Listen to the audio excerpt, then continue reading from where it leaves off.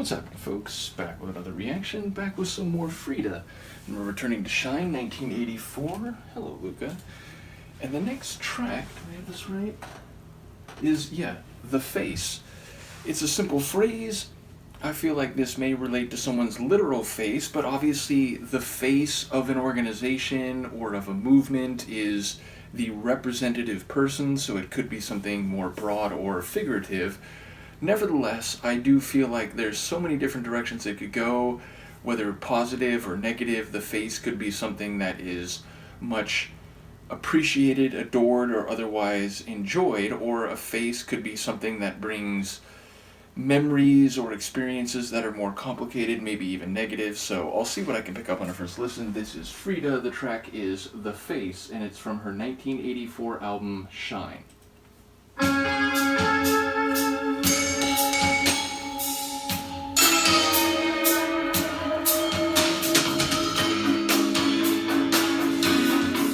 You take a final look around,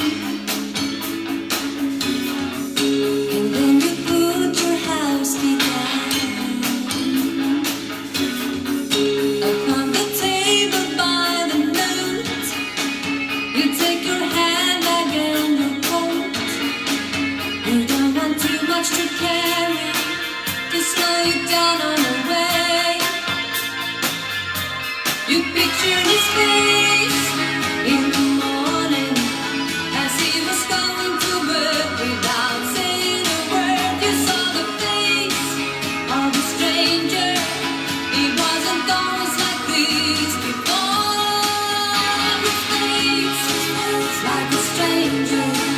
You didn't know what to say, so you are going away from the face of a stranger and of the loving you before.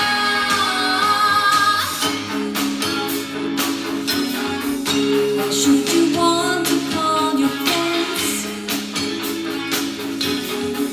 Why should you want to start again? You tried explaining through the years, but it would always end in tears. And one thing you know for certain, you said goodbye to that place. But still you picture his face in the morning as he was going to work without saying a word. You saw the face of a stranger. It wasn't always like this before. His face was like a stranger. You didn't know what to say, so you are going away from the face of a stranger and of the loving you before. Somewhere a telephone is ringing in an empty room. Miles away, you are looking at a new town, but you are thinking of the past. The rain is falling down. Why do you keep a photograph of his face like a stranger as he was going to work without saying a word? You saw the face of a stranger and of the loving you before. His face in the morning as he was going to work without saying a word. You saw the face of a stranger. It wasn't always like this before. His face like a stranger.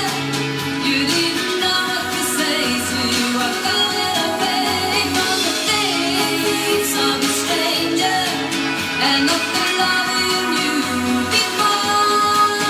His face in the morning as he was going to work without saying a word. You saw the face of a stranger. He wasn't I like that tune a lot.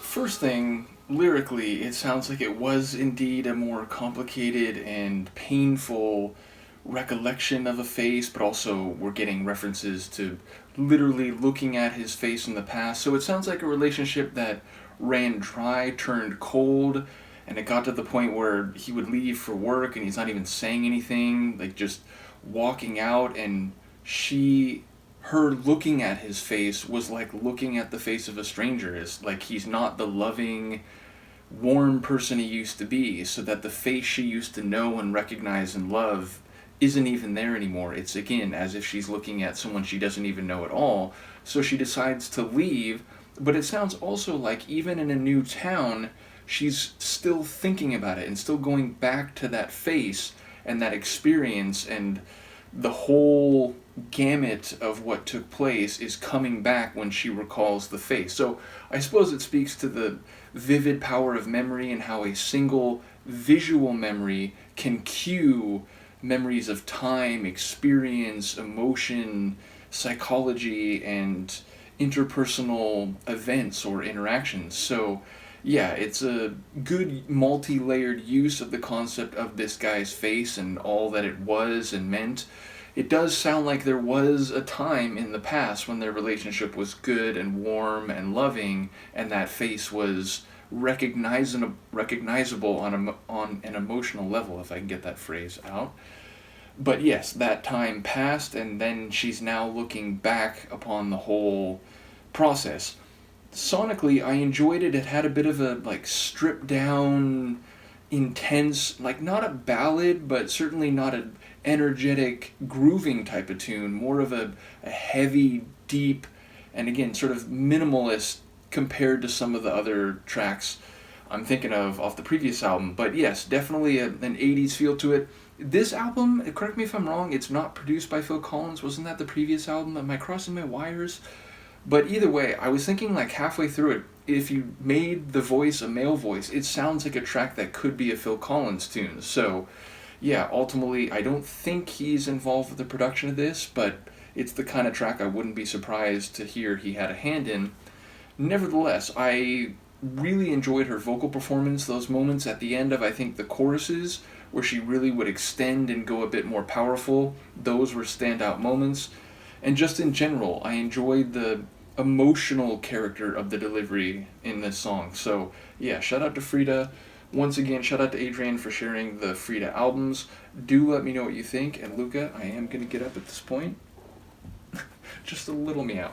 In any case, let me know what you think. I'll see you next time. Peace.